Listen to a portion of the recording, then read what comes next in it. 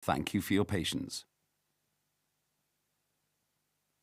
Ladies and gentlemen, this voice is a test signal to enable our engineers to adjust the audio system. Thank you for your patience. Ladies and gentlemen, this voice is a test signal to enable our engineers to adjust the audio system. Thank you for your patience. Ladies and gentlemen, this voice is a test signal to enable our engineers to adjust the audio system. Thank you for your patience. Ladies and gentlemen, this voice is a test signal to enable our engineers to adjust the audio system. Thank you for your patience. Ladies and gentlemen, this voice is a test signal to enable our engineers to adjust the audio system. Thank you for your patience. 1, 2, check. So you can adjust the sensitivity. So there's Ladies a and transmission gentlemen, receiver. this voice is a test signal to enable our engineers to adjust the audio system. If I stand back, Thank you for your patience. it's Ladies on. and gentlemen, 1, 2. this You voice do need is a to be test about signal here, to enable our engineers that, to adjust the audio it system. means it's automatically Thank you for your switches on and off. patience. It wasn't set up yesterday, to be fair. Yeah, yesterday. it was Ladies on and off. gentlemen, Somebody this was- voice is a test signal to enable our engineers to adjust the audio system. Thank you for your patience. Ladies and was gentlemen, on all the this time, voice but is a still- test signal to Yeah, enable it our should have been engineers okay to actually, adjust because the I've only audio adjusted system. the dip switches. Thank This you one for your can't turn it patience. off completely. No. Well, you can. Ladies and gentlemen, this voice is a test signal to switch. enable our engineers it to on. adjust the You audio can system. enable. Thank you for your patience. Ladies and gentlemen, this voice is a test signal to enable our engineers.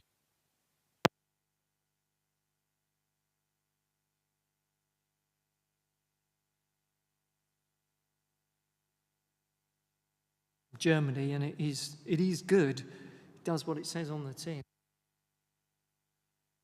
Now it's on. What I noticed yesterday with the they were trying to get this to the mouth of the children. Is there a way you can adjust this a bit longer? No, not with that mic. You can get a different microphone. This can this move? Okay. Okay, can move, yeah. You can, or you can have a. I mean, this microphone was your existing microphone, but you can get ones that are up here Yeah. if you want to. So, my view is if the reading matter is quite large, you might want this towards the back anyway. Yeah. No space here. In which case, the microphone could come over. I mean, with a different microphone, you could come up out to here. Sometimes we use one it's Audio Technica still.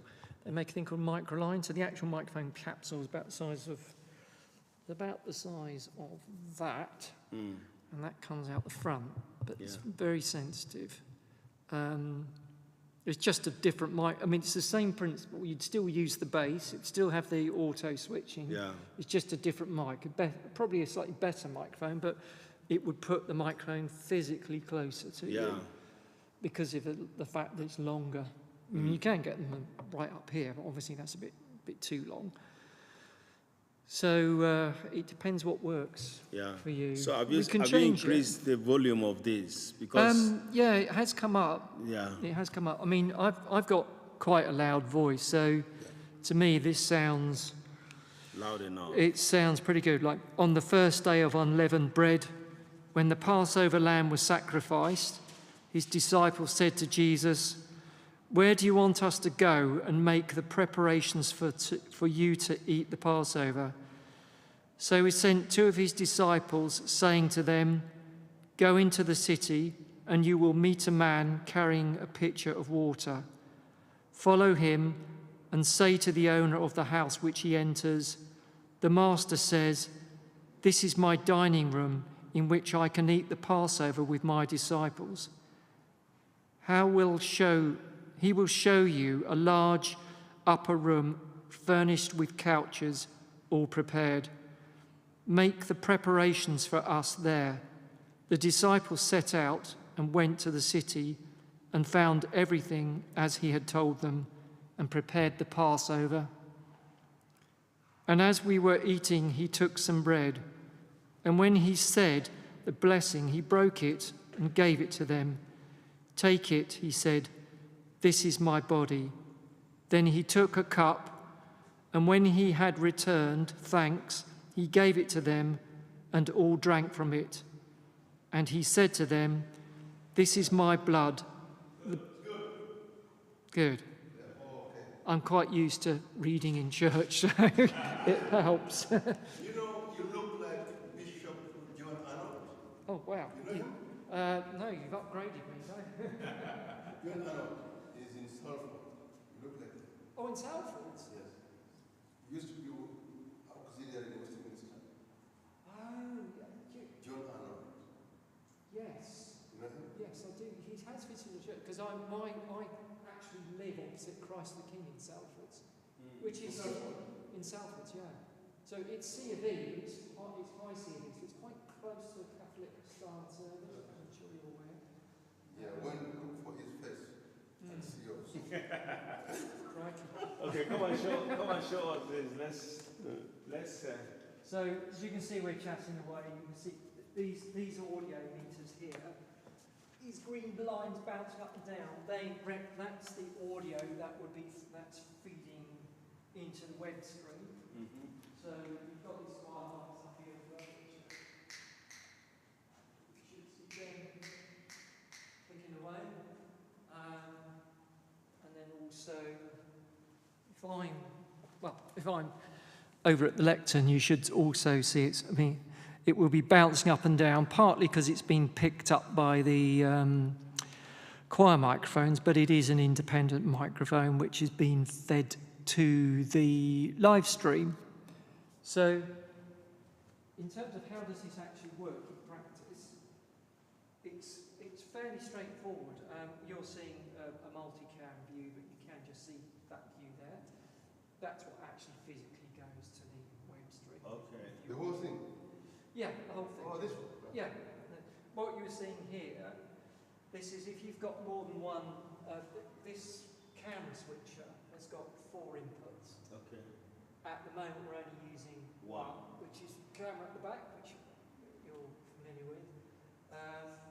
But you can do quite a lot of other things with this, apart from having other video sources. And that doesn't have to be a camera, it could be another laptop, for instance, or it could be a second camera. So if you, for instance, wanted a wide shot like this, but then something with a more zoomed-in shot of the sanctuary area, you could do that, whether it was from the side or from back up, further away.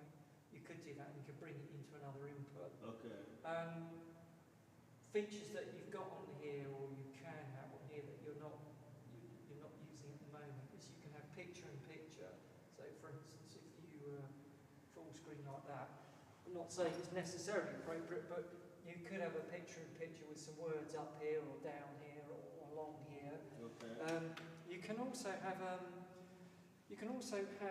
the name of your church actually on the screen. So, I mean, it's a trade-off between potentially losing a couple of rows of seats, so that you could have a banner down here that says "Welcome to, St Alfred's Wallington," or some kind of graphic. You feed it into there? Where do you feed it? Well, you don't need to feed it into here. This has got what's known as a media player built into it. So a media player is a store which can have a graphic, video, photograph, a logo, something like that. So if we want so you can, there's a thing called an upstream and a downstream keyer. And what that allows you to do, it allows you to put either effects or graphics or videos on top of things. You don't have to use them. It's just a feature of this general range of equipment from. But what we may like to do is to write, like, yesterday was 11 Sunday in ordinary time. So if we could write that at the low bottom here while you watch, so that stands as a graphic. And if we want to write something on it, how do we impose that on what somebody's watching? Well, you need to. Is that from the video? Is that from the laptop? Yeah, it is, because this has got quite a lot of controls on it, but the software that controls this has got all of the controls Yeah, on it. yeah, So, I mean, I can show you this. So they are linked up at the moment.